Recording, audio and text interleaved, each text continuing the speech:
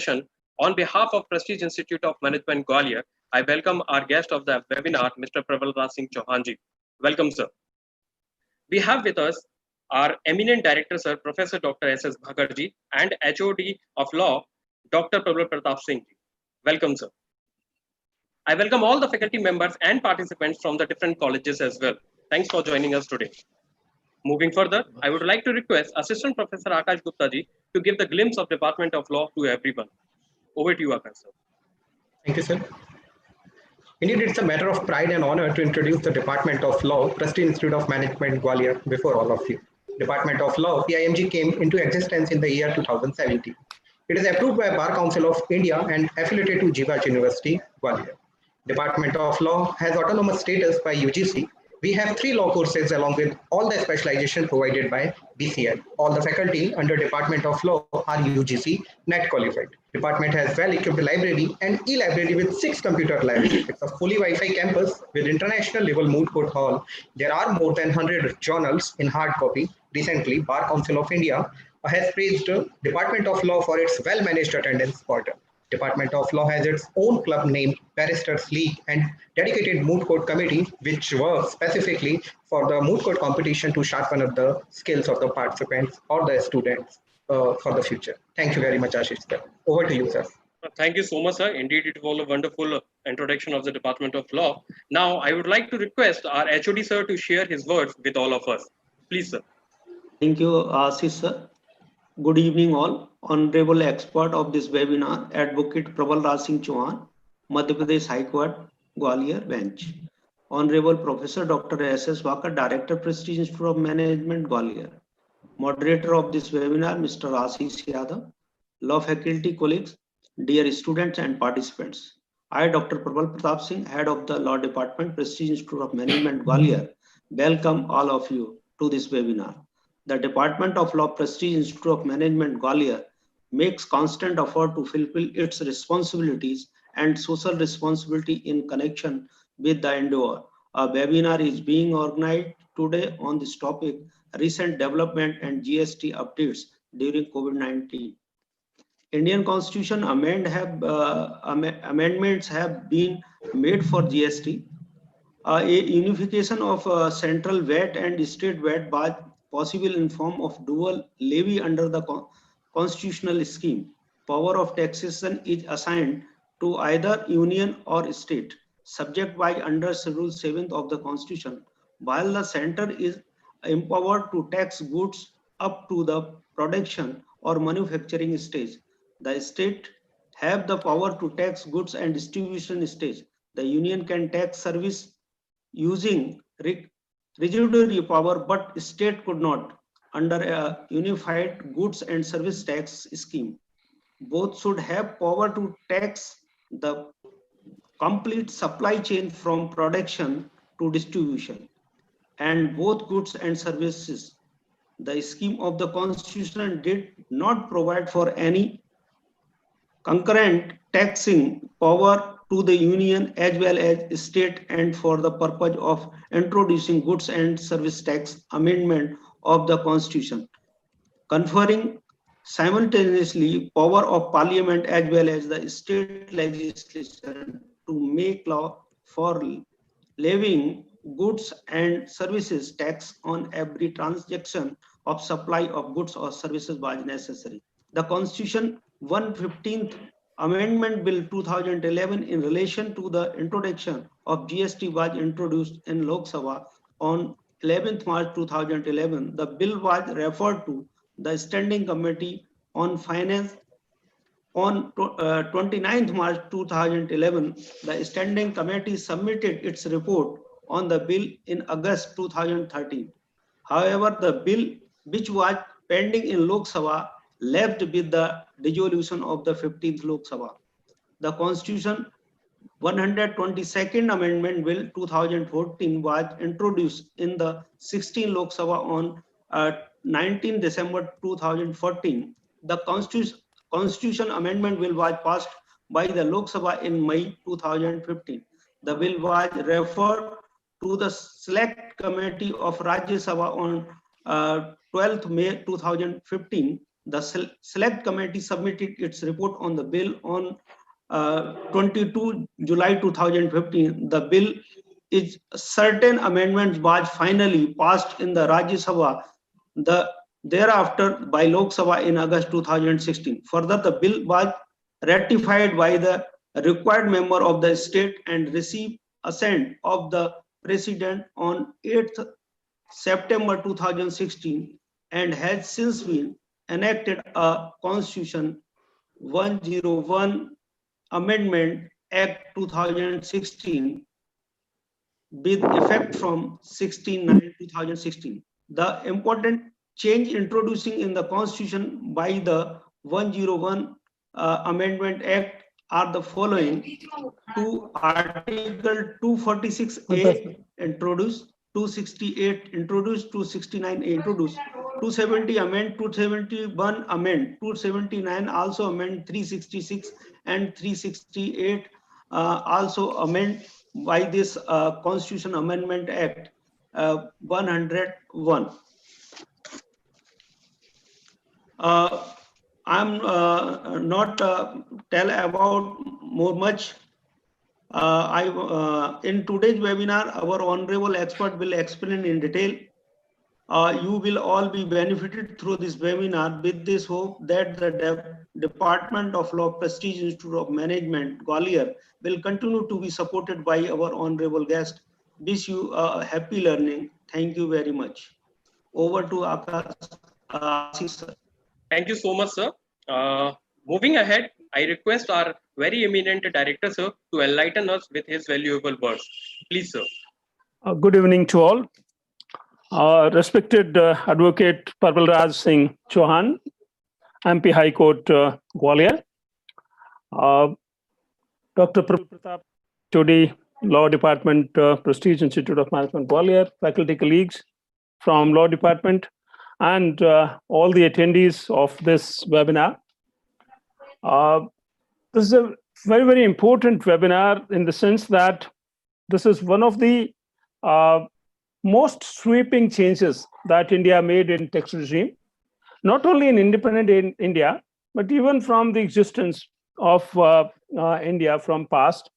Such wide, vast sweeping changes in tax regime were never made. All majority of, in fact, most of the indirect taxes were merged under goods and services tax, GST. It had teething problems initially. In fact, if you look at worldwide, GST has been introduced by a large number of countries, but majority of them actually failed in implementing it. They have been implementing and in fact left midway through, and they reverted back to the indirect tax regime. And when GST was being introduced in India, fears were raised that India may face the same fate. That, okay, sweeping changes are being made, but implementing them will be an extremely difficult task, as GST has number of issues related to it. One was that India is not ready for an online regime. Now, under GST, everything had to be all the activities have to be performed online. All the returns have to be filed online, and the frequency that was decided originally was so high that organizations couldn't do it.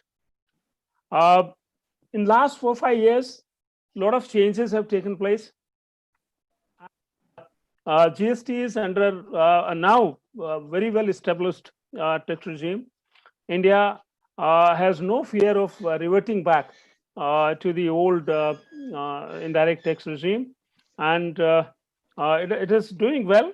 There are some hiccups here and there, specifically in earlier also these problems were there, sharing of resources between states and central government. Some of those hiccups are still there. Under GST, though, it was 50-50, the state GST and central GST, 2 parts, and IGST.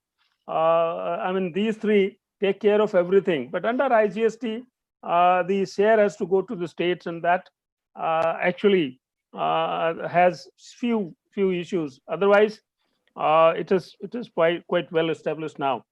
And so therefore, it being a very comprehensive taxation system, I'm sure the expert would apprise or would make everyone aware what this GST is, what are the problems, how these problems have been sorted out, and so on. With that, I hand over to Ashish. Thank you, Ashish. Thank you so much, sir. Indeed, it was a wonderful and a very important words from your side, sir. Thank you so much. Now, I would like to request Assistant Professor Khyati Nayak to introduce our guest to the participants. Please, ma'am. Okay, thank you, sir. Good evening, everyone. We are elated to have Advocate Prabal Raj Chauhan here for today's session. Advocate Prabal Raj Singh Chauhan is practicing law in the Madhya Pradesh High Court Gwalior bench. He is a client-oriented bank professional able to implement creative investment strategies. He completed his BCom and LLB from Madhav Mahavidyalaya Gwalior, MP. Then he went on to pursue MBA with majors in marketing. He has been working as a legal assistant in Malab Cluster, Gwalior, Madhya Pradesh since January 2018. He is also working as a tax consultant and has some of the biggest clients in Gwalior like Neoteric and BP Foods, etc. He has been successfully providing exceptional customer service along with maintaining confidentiality of bank records and client information and minimizing financial discrepancies by accurately managing bookkeeping, payrolls, and tax reporting procedures with zero errors. Thank you so much, sir. Once again, we welcome you here. Over to you, Ashish, sir. Thank you so much, ma'am. Moving further, I would like to request our guest to kindly start the session and enlighten us with your expertise and knowledge. Please, sir, over to you. Well, first of all, good evening to all of you, and thanks for having me here. And actually, this is my first webinar, so obviously, correct me if I went wrong somewhere. Okay. Now, shall we start, please? Please, sir. Okay. So first of all, as the GST basic is being already told by the Prabal sir and the Honorable Director sir also, but I'll start in the way that even the layman can understand what is GST. Currently, if we look into the scenario of the Indian economy, GST is something which is being heard by each and every individual. And obviously, it impacts each and every consumer. As we know that tax is in the form of two ways, that is direct tax and indirect tax. Direct tax is something which is being paid by a handful of people, but when it comes to the indirect tax is being paid by paid by every person, not by some of the individuals, but by every person. Now, when it comes to the GST, it is a form of an indirect tax. That means every person who is buying some goods or services, they need to pay in GST in the form of tax. Now, I would like to request, sir, that if we present the PPT which I have submitted, so that will be very helpful. Sure. Give me just 5 seconds. Yes, sir, please. Is it visible, Prabal sir? Yes, sir, sure, no Yes. issue. So just make it a full screen. That will be more appropriate, I believe. Yeah. It is now on full screen.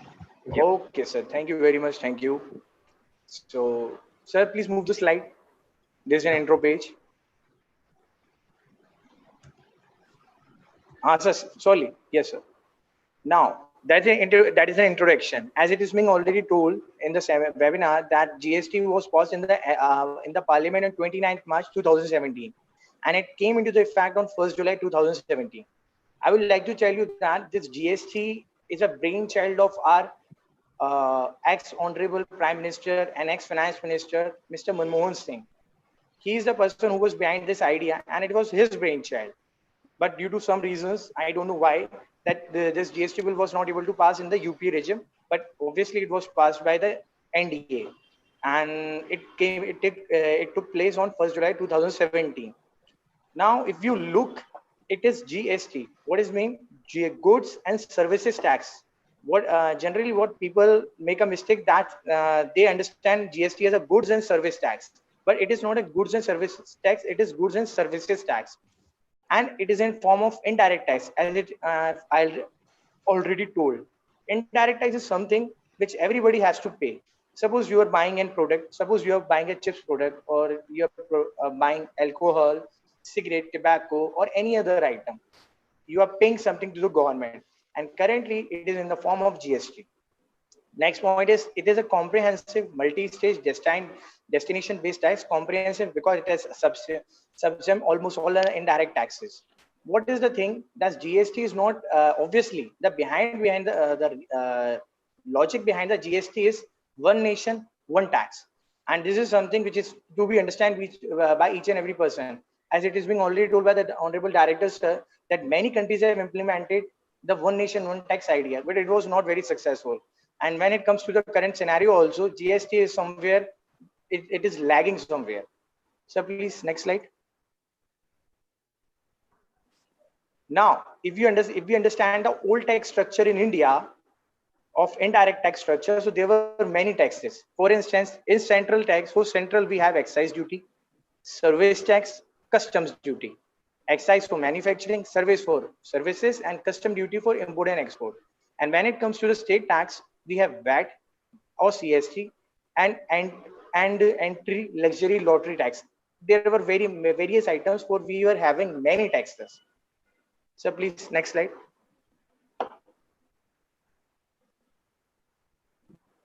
Now, what happened in the indirect taxes when this VAT was introduced? It was introduced actually in 2005. And if we look, there were many taxes, like already we have discussed VAT, CST, excise duty. So we can infer from all this that it was a complex tax system. And the idea behind GST is to make an India a uniform, to make India into a uniform tax system. So that's why it has been introduced. Now, if we move to the next slide, we get to know that we need to know that the tax is something which is a revenue for the government. Tax isn't revenue for the government. What is how the government earns? It earns through the tax. So please, next slide.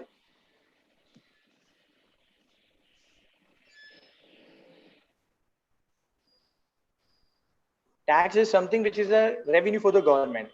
And when we understand, when we see about the GST, so GST is a tax. And this tax, or if you look into the any type of tax, the tax comes under the Ministry of Finance, as Ministry of Finance is responsible for each and every kind of the tax. And for in India, we have two boards for the taxes.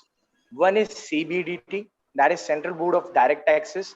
And what are the examples of the direct taxes? If you look, the income tax, corporate tax, wealth tax, these are the perfect example of the direct tax, which are being paid by the handful of the people. And when it comes to the indirect taxes, that is CBIC. The indirect taxes are being regulated by the CBIC, that is Central Board of Indirect Taxes and Customs. So this board regulates the GST. Now, so please, next slide. If we understand GST as a concept, so first of all, we need to understand that GST majorly divided into three parts. That is IGST, CGST, and SGST. As you can look into the slide. So if you look, when we are selling something, from, for an example, I am selling a packet of chips from Gwalior to Agra. Gwalior comes into Madhya Pradesh and Agra comes into the UP, that is Uttar Pradesh. So when we sell an item from Gwalior to Uttar Pradesh, then there will be an IGST, that is integrated goods and services taxes, and this tax will be paid directly to the central government. But when we sell suppose take an example, I'm selling a chips from Gwalior to Indore. Both the places are in the same state. Then whatever the tax will be, suppose it is a 5% tax, so 2.5% is going to be paid to the state government, and 2.5% of the percentage of the tax is going to be paid to the central government. So this is the way how GST works. Most of the things are very clear. If you look, the tax system or the tax regime is very clear. That means you don't need to pay to the 10 places your tax. You just need to pay to the central and the state. And the way of paying the tax is very clear and very easy. So please, next slide. Now, major question: why does India need GST? So obviously there are two reasons which we have already discussed. that the previous indirect tax structure was full of uncertainties, as custom duty, excise duty, VAT. These are something which is very confusing, and people not able to even for very intellectual person, it's very it comes sometimes it becomes very difficult to understand that. And the second point is, due to multiple rates, there were multiple forms. And what happened when you are applying the multiple taxes on a single item? At that time, what happened? If you look, the cost of the products will become very high. Sometimes it become very high. And the second thing is that there is very rigidity. What problem occurs with the manufacturer or the seller? That half of the time there goes with analyzing the tax and how we are going to save the tax, and that leads a very common problem between those persons. So please, next slide.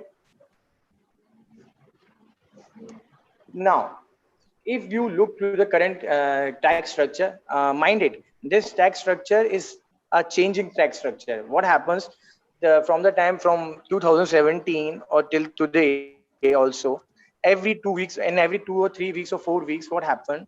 The tax structure changes. Every time it changes, what happened?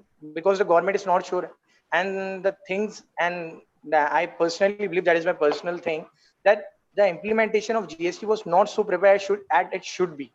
Because when it was in the process of making, the idea was to implement the GST in some sectors, not to everything. But what the NDA government has done, they have implemented the GST on each and every item. So that led a problem, and still after 3 to 4 years, we are still facing the problem. And that's why there are amendments every week, every month.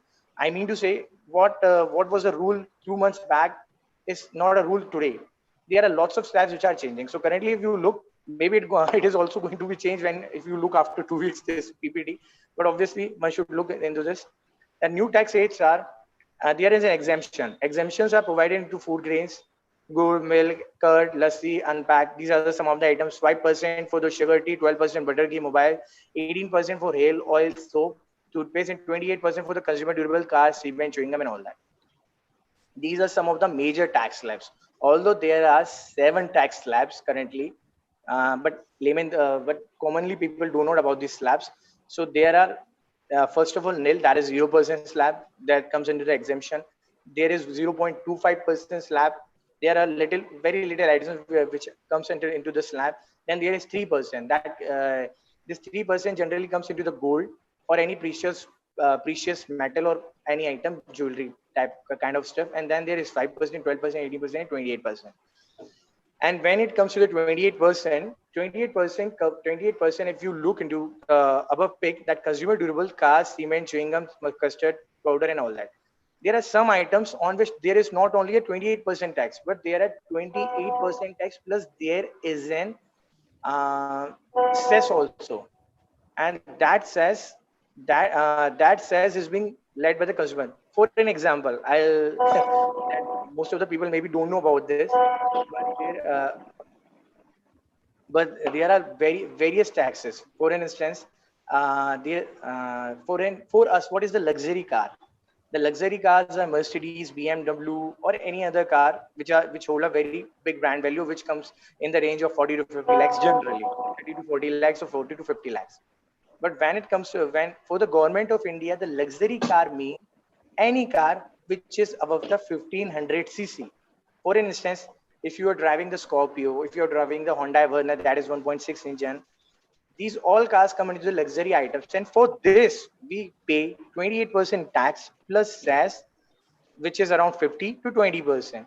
So you can understand why the cost of the cars which are above 1500 cc or 1500 cc, we have to pay so much tax. Generally, it is not being shown different inclusively that you are paying so much tax, but obviously the cost includes the taxes also. So this is you can take this as a fun fact, but obviously we are paying a lot of indirect tax in the form of a GST. So please, next slide.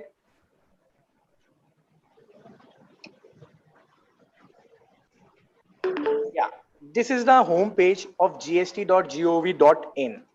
Here we file the taxes for the consumer, and here even the consumer, the filer, or anybody who want to see about the GST and taxes, or there are 2 websites actually. That one is gst.gov.in, the homepage is this, and there is GST Council. in which you are going to find the updates regarding the GST and everything, whatever is being known to the consumer or whatever is being known by us also, because we obviously file the taxes. So this is the home page. Now, please, sir, next slide.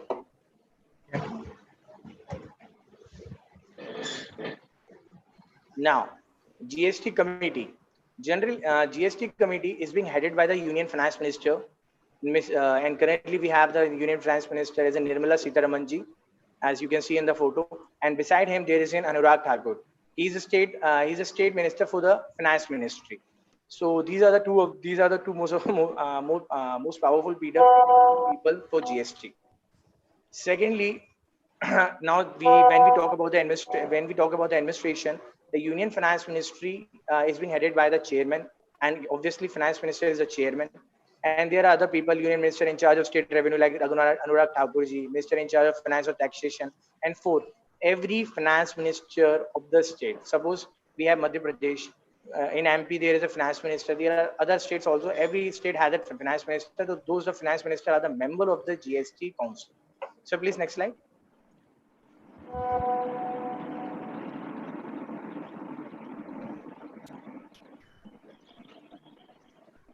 Now, what happened after GST? These are some of the areas. Obviously, these are going to be changes, and most of them must have been changed. But currently, if you look, the good, bad, and unaffected sectors. Sir, please turn off the voice behind the messages are coming. Please, sir.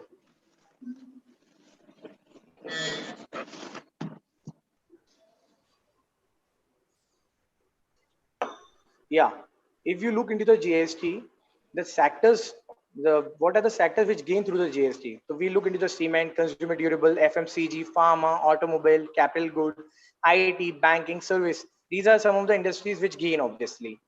But which sector loses? Media, textiles, telecom, metals. We'll go into the deep of this in the next slides, and the coming slides, and I'll make you understand how they lose and how they gain. But what doesn't come under the GST purview? First of all, petroleum items. Obviously, because petrol is something which is a monopolistic item for the government. And obviously, the rates can't be very sure, because if you look into the current scenario, the amount of taxation which is being put by the government to the petroleum product is very, very high. And if they put something on, if they put petroleum products under the GST regime, they can't push it further. So obviously, they have exempted the petroleum products, as this is one of the major sources of the revenue for the government. Now, second comes entertainment, amusement tax levied, and collection, panchayat, municipality, district council. These are some of the petty areas where GST purview is not there, and the reason are very many.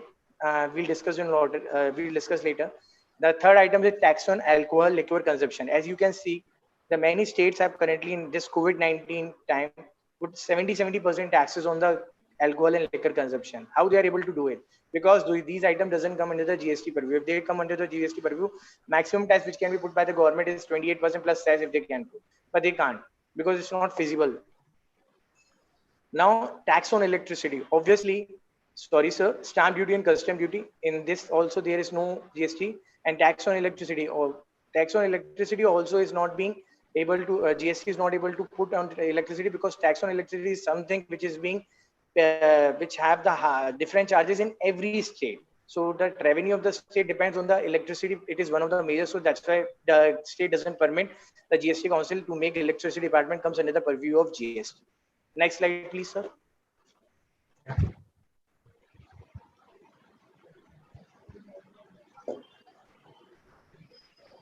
Now, if we talk about the simple basics of GST, so GST is a tax, as we discussed on both goods and services, except for some of the goods like petrol and alcohol. These are the exemption items.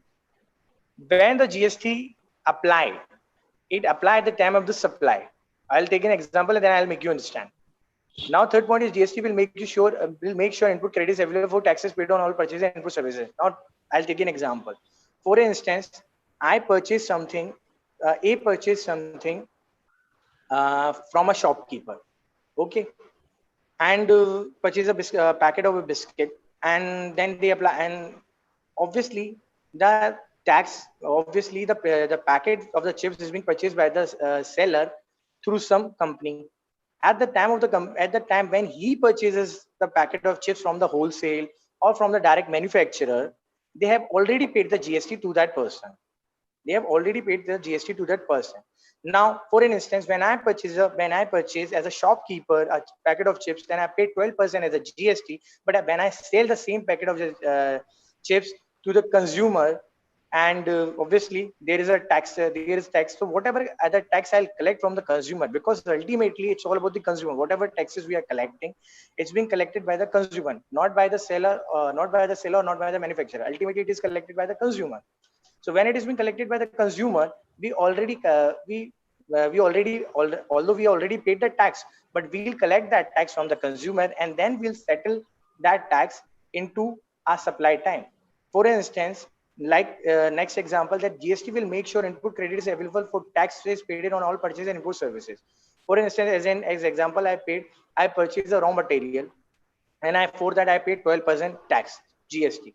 Then I make a product, that product finalized, and then I sell that product, and for that I charge 18% as a GST. For an instance, now 12% is being already paid by me to the seller to whom I purchase the raw material.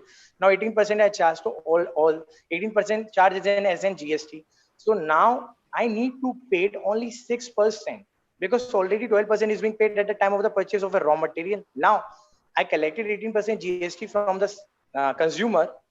Now what is the remaining amount which I need to pay to the government? That is 6%. So that get credited into my account. And what is input credit is?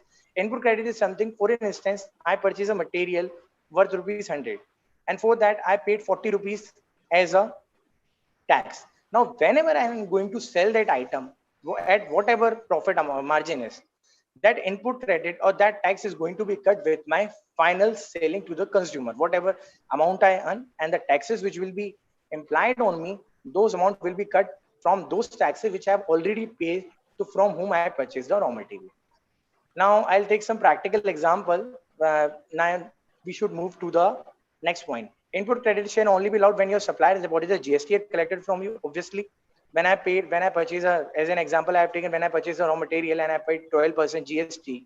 If he do not put that 12% GST into his account, then I'll not able to take the benefit of that tax on my tax collection. At that time, never.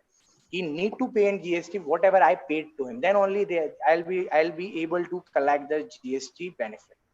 Second point, next point is there shall be a common law written process and governance for all.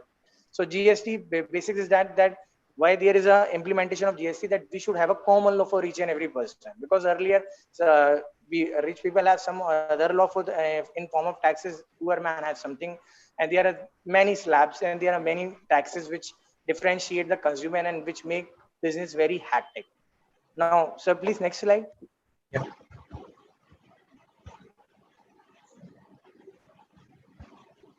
Registration. Now, when this GST was introduced, so it was introduced for those people who had a turnover of 20 lakhs for goods and 10 lakh for services. But from 1st April 2019, the registration which is required, the GST registration is required for the company which had a turnover of 40 lakh and for 40 lakh and 20 lakh for services. Means that there are changes. As I told, that changes are being very dynamic, in especially when it comes to the GST. In 1 week there are lots of things which changes. So earlier there was suppose you had a company who had a turnover of 20 lakhs in a year. Earlier you need to have a GST, but now there is a relaxation from the government side, because there are lots of practical problems in a GST. So what happened? What government gives the relaxation? It gives the relaxation as said that if you had a turnover of 40 lakhs, obviously we are going to give. Then there will be a need for the GST. And when it comes to the goods, means you are making some product. And when it comes to the services, you need to have if you had a turnover of 20 lakhs, then only there is a need of GST. Otherwise, you don't need to had a registration for GST. And whom not to register? The second point, if goods or services not able to tax or only exempt. Suppose you had a turnover of under 40 lakhs and 20 lakhs in the case of services, then there is no need of registration of GST. And agriculturist product do not require to become under the GST. Yes, one more point which is not being mentioned in this slide, that when you go to the online, even if you don't had a turnover of 20 lakhs, not even a 1 lakh also, but you go to the online and if you sell something, there is a requirement of there is a requirement of a GST registration at that time, because online businesses require GST registration. Even in the government sector, if you do not have if you do not have the turnover of 40 lakhs also, but if you want to file something, if you want a license in the government sector, then there is a GST is something which is very required and which is very mandatory for each and every businessman. Now, sir, please, sir, next slide.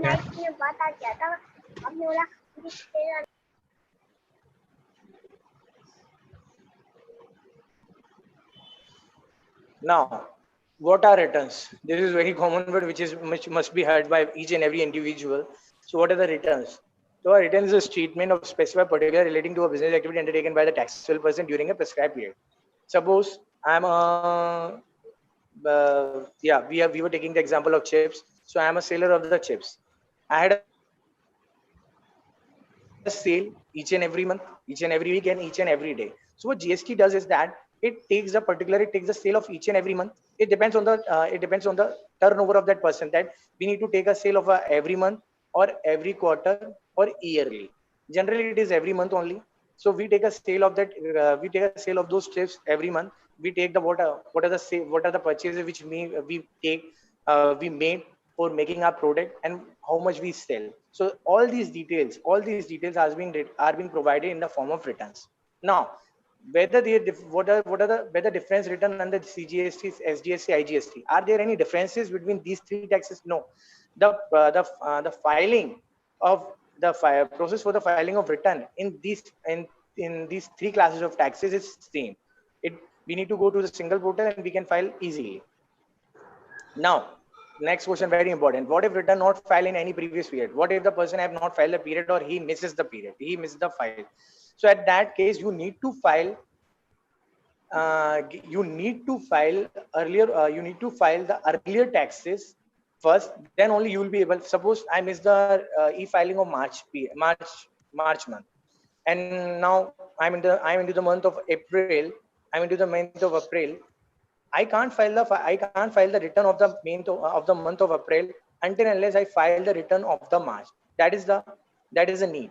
So first of all, whatever the dues are, we need to clear them first. Then only we can proceed to further in GST.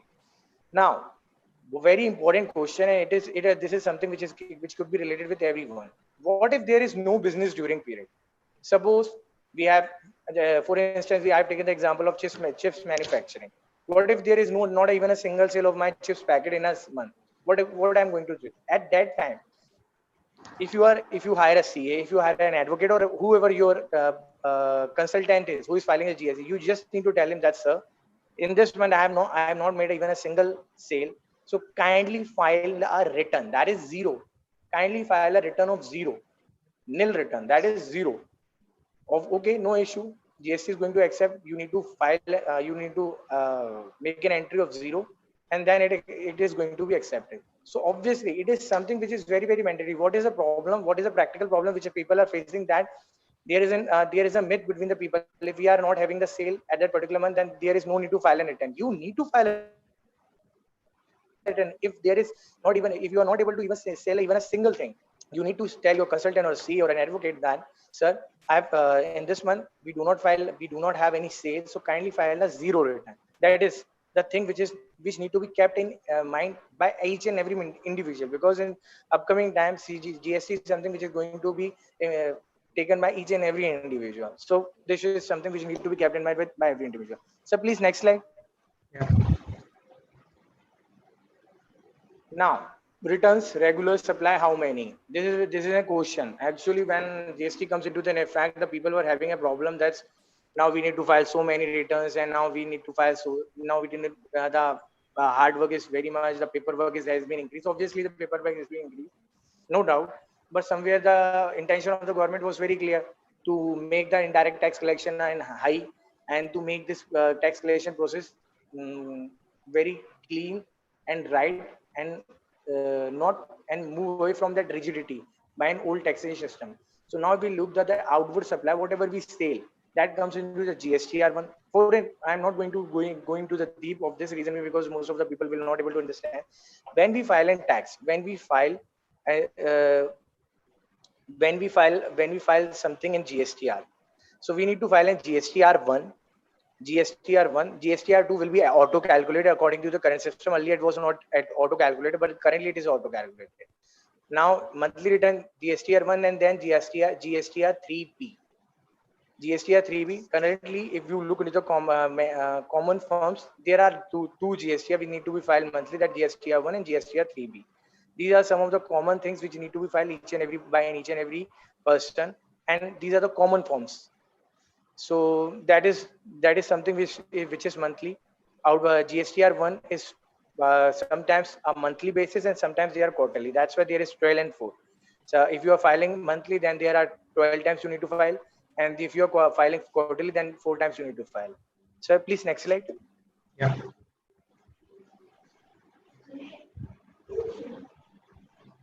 Yeah, very important question, and I hope most people can link with this. How to utilize input credit under GST? First of all, I'll explain this later. First of all, we can discuss that will GST increase tax collection? So, as this is a fact, this is the latest news. The GST collection for business activities in April 2019 are recorded in May 2019 was seen at rupees 1,289 crores. And April 2020 figures when compared to March 2020 have also seen a decline. GST collection in March 2020 recorded till May 5 were rupees 61,543 crores. So this collection declination in the collection of GST is pre-COVID-19, not a COVID. Obviously, most of the people can say that due to Corona pandemic, due to Corona pandemic there must be a declination of this GST collection, but that is not the reason. This is a figure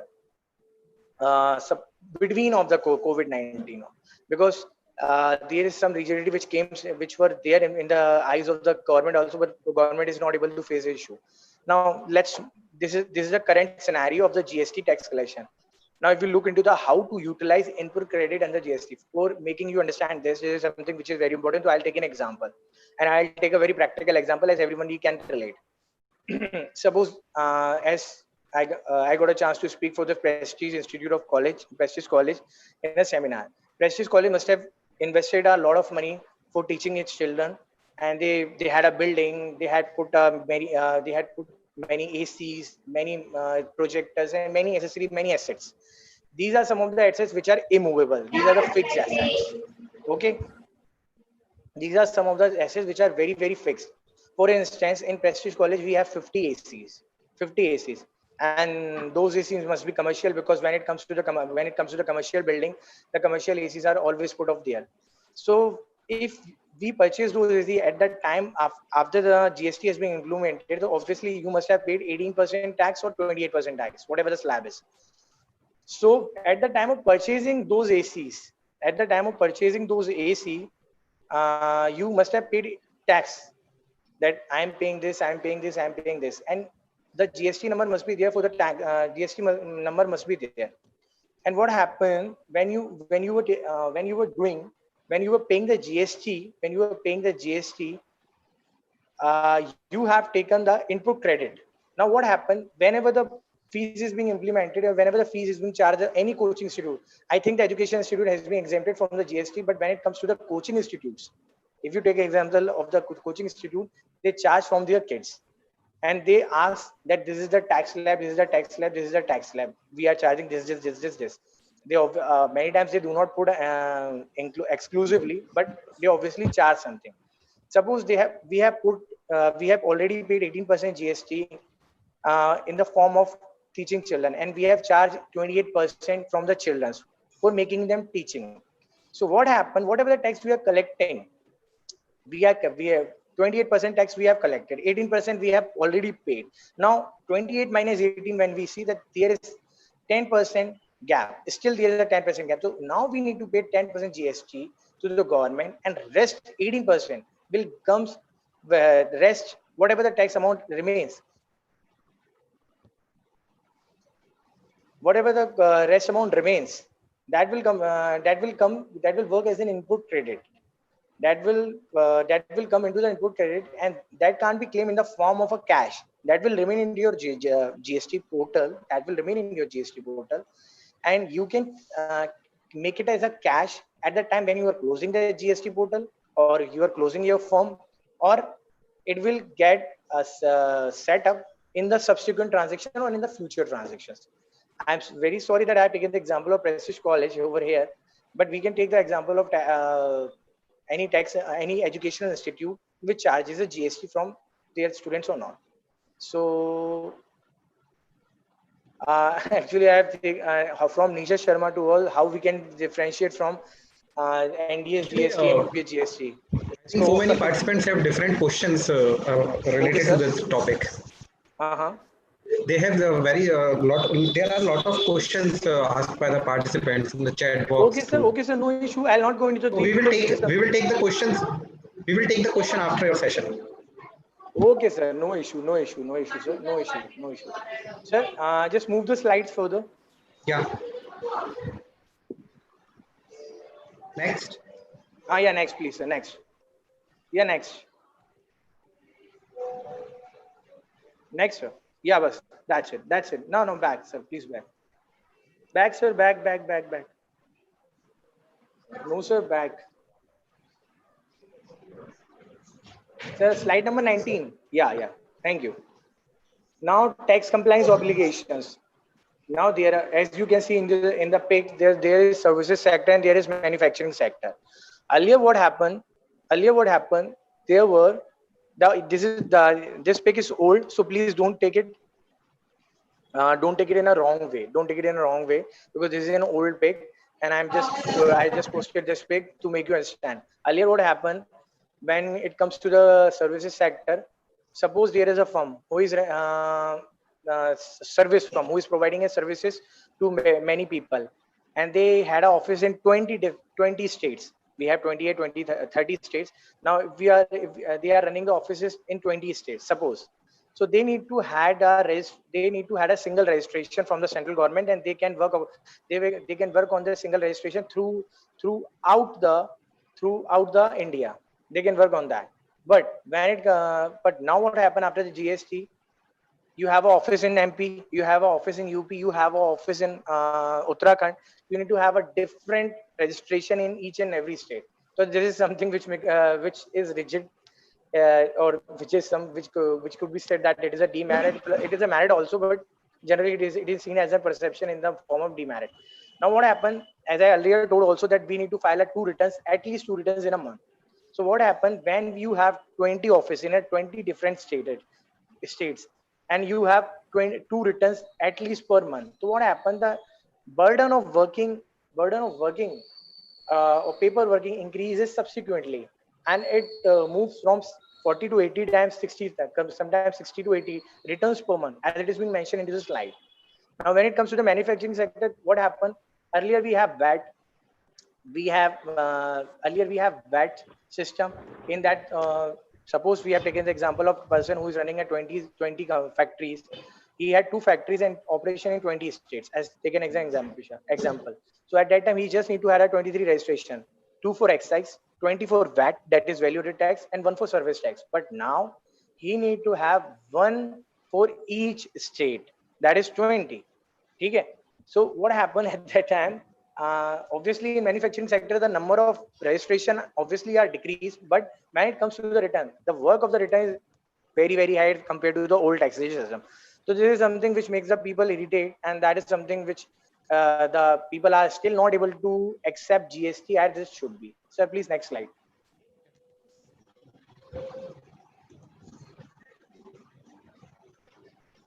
Yeah, with GST cause inflation. This is very dynamic. This is very dynamic kind of a question, because effective tax rate on goods comprising around 70-75% of the CPI basket will decline. Why? Because in the GST system, each business in the supply chain can claim an input tax credit. What happened?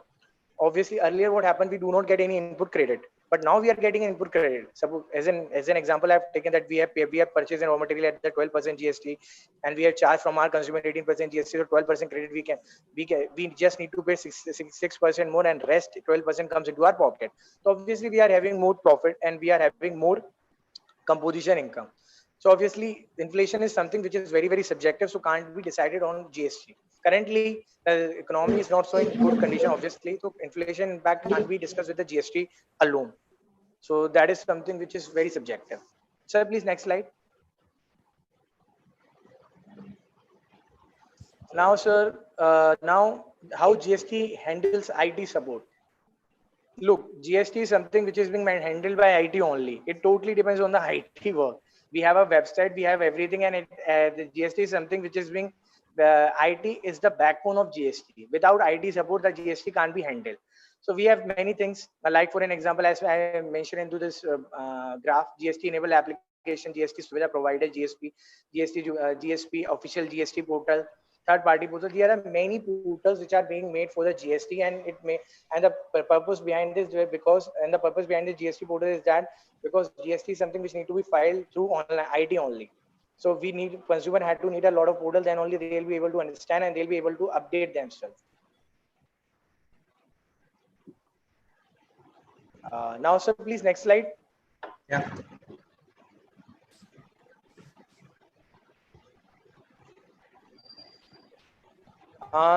Consideration and implication. Every invoice raised will be a standard format, contains some unique identification. Every bill we are going to raise, that will have something unique identification, which will be which makes easy to analyze to your consultant that what are the original bill and how we are going to put into the server of the GST. And there are some points like every invoice detail need to be uploaded to GST network. As I earlier say, for interstate supply and registered dealer having invoice less than 250, these are some of the limits which are being put to the GST. They are very dynamic. They can be changed at any time. Next point is mandatory to provide address of a consumer for high value transaction.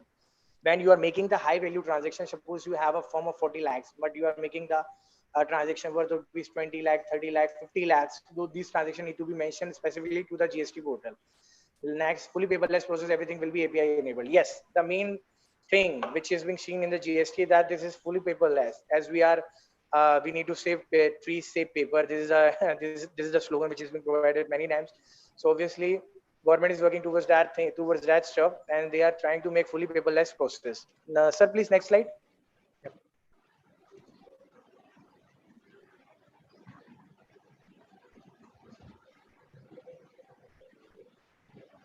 Akash, yeah. These are the important GST return due dates. These are some of the dates which are very, very important for GSTR1, GSTR1 more than INR. These are some of the limit. These are some of the caps which are being given to the individual. Generally, I'll discuss about this in further, but I'll give you the glimpse of this. Generally, what happened? GSTR1, GSTR3, GSTR3V, GSTR4. These are some of the common portals which on which consultant deal or on which a CA deals. Except GSTR8, GSTR9, these are clientele base under this is very, very less. So this is not dealt by the every consultant or every CA. This is very something which is very specific and it is not very common. So these are some of the due dates which are being given by the government now. So please next slide. Now, proper recourse, correct tax, correct billing, timely payment of tax, timely filing of returns, consult, advise, adapt technology need of the hour. So what is a GST? You can take these as benefits of GST. The proper records are there, correct tax, calculation of tax is very easy, billing are very easy now. Timely payment of taxes. Earlier, the taxes payment is not very timely paid. So now there is a burden on the consumer, there is a burden on the seller and the that manufacturer that they need to pay the tax at the time. Timing filling of returns, obviously every month when we are filing every month the taxes, obviously there will be a timing filling.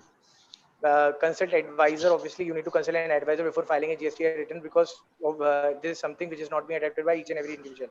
Now adapt technology, obviously technology adaptation is need of the hand because everything is on the online and we need to adapt the technology, I personally believe. Now, very important thing, and that is the sole reason why I given the chance for speaking on this GST career opportunities in GST. As an advocate, I myself practice the GST as a tax consultant. I'm an advocate also, but GST is something which is my specialization. So when it comes to that, first career option you have in GST, that is GST compliances. What happened, the compliance GST compliances here means that there are lots of changes which are going every day, every week. If you are able to cope up with the compliances of the GST and you are being updated, obviously you can help many people and you can charge for this. GST consulting, I'm a GST consultant also. So consulting is something obviously Consulting is something obviously you are going to tell the manufacturer or the consumer or anyone who is interested in the GST and who are trying to expand their businesses. Ki what are the GST, what are the norms, and how you are going to file a return, and how you are going to work for him. Because you have to take the entries of the selling and purchasing, and that is a very hard work. It is not easy. You need to make an entries. It is like something as equivalent to CA work. So this is something which is very, very rigid. So you can work as a GST consultation. GST litigation. Now when it comes to the GST litigation is something, obviously there are many things. There are many litigations which are coming under the GST, because this is something. Prabal, I would request you to kindly unmute yourself. It had lot of faults. It had lot of faults. That is one of the reasons why people are not able to file a proper return. Prabal,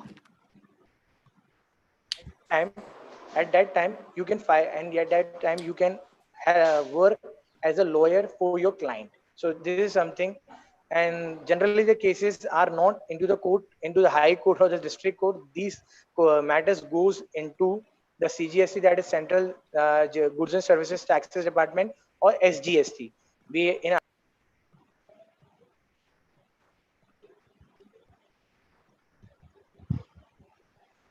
Prabal, you are on unmute mode.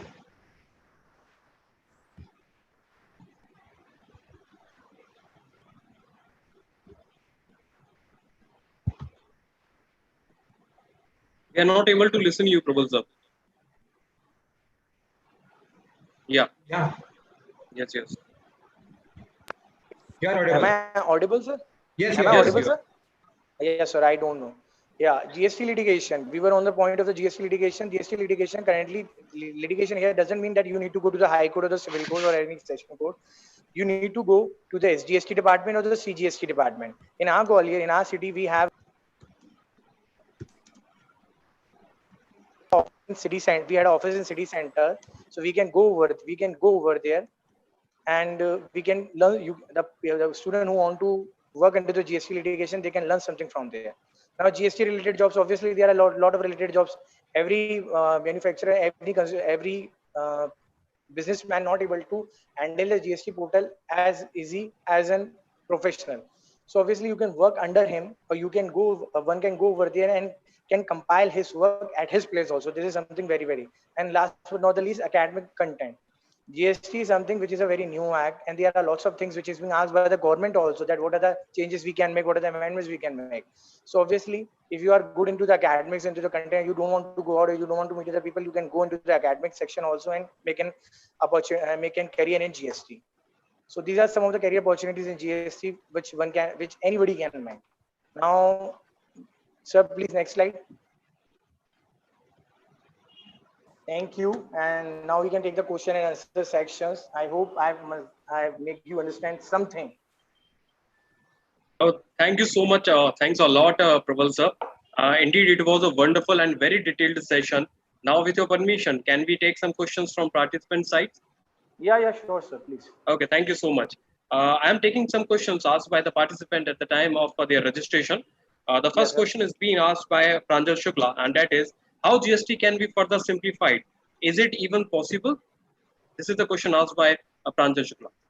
Sir, actually, obviously, GST, the work of the government and each and every individual who is into the GST council, that we need to make GST as easy as possible. Reason being, because most of the people who are involved in the business, they are not, especially into the rural area, people are not so educated. And what happens, even the expertise are not able to cope up with the things. Because I myself went to many officers who are working into the SGST department, CGST department, they themselves are not updated, and they themselves sometimes get irritated. The amendments are so high, and people are not able to deal it. Plus, what is the problem? There are some practical problems which are being faced by each and every individual. That is something net connectivity issue. Connectivity issue is some of the major issues we are facing in India. People are not able to file their returns. Generally, what is the perception of the businessman into our country, especially, that people file the returns at the last day. And what happens at the last day? Server gets jammed. And at that time, what happens? If you are not able to file the return, there will be a penalty. and that penalty arose penalty led a problem to the consultant and to the client also, and ultimately led a problem to every person, because you are not able to file a return to the of a next one until you make a final payment or you make a final claim of the current of the last month. So that is something which is very, very problematic, and obviously government of India is working on this, that we need to make a GST simplified. And their amendments are very, very high. Every week or every 2 week that tax rate changes on the items. For an example, latest when it comes to the COVID-19, the hand sanitizer comes into the perspective of 18% tax slab. So this is something which is not being appreciated by each and every individual, because this is something which is a basic necessity item, and this is an item which comes which is something which I personally believe is being used by each and every common individual. So I believe that government should not do that, but I don't know what is the strategy behind this. But yes, obviously they are working on this GST council to make feasible and to be understood by each and every individual. Yes, sir. Next question, please. Yeah, sure, sir. Next question is been asked by Swarnali Mukherjee, and she is asking, in what way government might provide relief to taxpayer to combat COVID-19? Yeah, obviously, I personally believe that government I personally for this whole year should reduce the taxes on the basic items. For an example, we should start with the sanitizer. They have put at the 18% tax slab. That should be cut down from 18 to 0. I personally believe, because then obviously that item will come into the hand of each and every common man. Basic items like grocery, food essential items, or some of the basic items which are being needed by each and every individual and which are being used by each and every individual. Those items, those slabs, suppose they are coming into the 18% slab or 12% slab, those slabs should be reduced, should not come into the 0, because government is also in a deficit mode. But yes, obviously there should be a relaxation. Luxury items tax should be increased, because luxury is something which has been purchased by a high earning individual, so he can pay more. But when it comes to the lower individual or every man, middle class income group, the taxes should be decreased. So that is my idea. So next question is, will strict rules of GST will hamper the economy of India in post-pandemic period? That is question is being asked by Himanshi Vaishya. Obviously, still is being hampered the growth of the Indian economy, no doubt. As a tax practitioner, but I'm a citizen also. But I need to tell that after this GST is being implemented into the economy, that the work regime is being not so appreciated by each and every individual. Obviously, GST is a nice tax concept, no doubt. But the thing is that it's all about the implementation. I will take an example. You are eating a food is a very nice thing, obviously, but when you make a plate in a proper way and make it eat in a nice way, that is going to be that is going to be give benefit to the eater. I personally believe. But when it comes to the person, if you throw the plate into the mouth of the person, and he's not able to eat that, so what is the use of this kind of a plate? I personally believe GST is a nice concept, but the implementation of the GST